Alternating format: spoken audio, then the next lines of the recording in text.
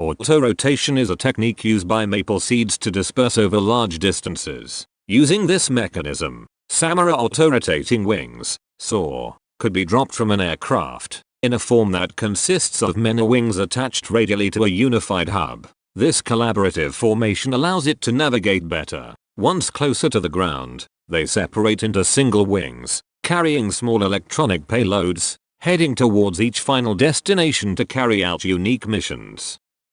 Using MATLAB Simulink, 2, 3 and 4 wing variants are tested for stability. A small disturbance is applied and the settling time is observed.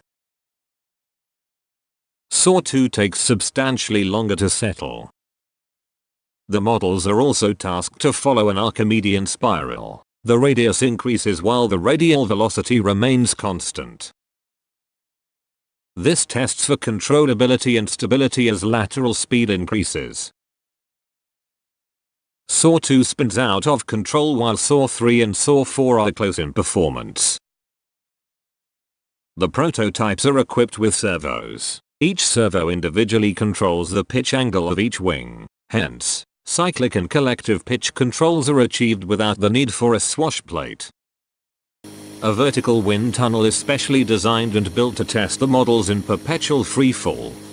A 3D printed ball joint allows the prototype to pitch, roll and change altitude as it spins. The tip path plane, TPP, is the plane connecting the tip of the wings as they rotate.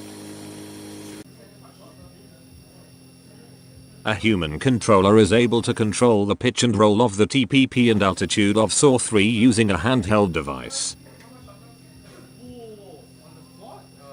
This is achieved by the use of OptiTrack cameras to track the exact orientations of the controller's plane and the SAW-3's TPP in real time.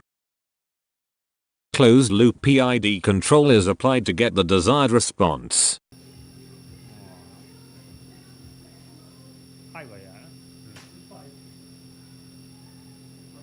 Step response is a good way to see how fast a system can react to control input. Here, SAW-4 responds to a step input of TPP and altitude.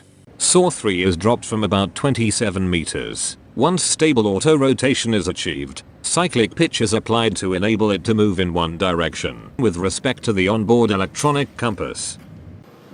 A good lateral displacement is achieved by the time it reaches the ground. This test is repeated several times to ensure repeatability.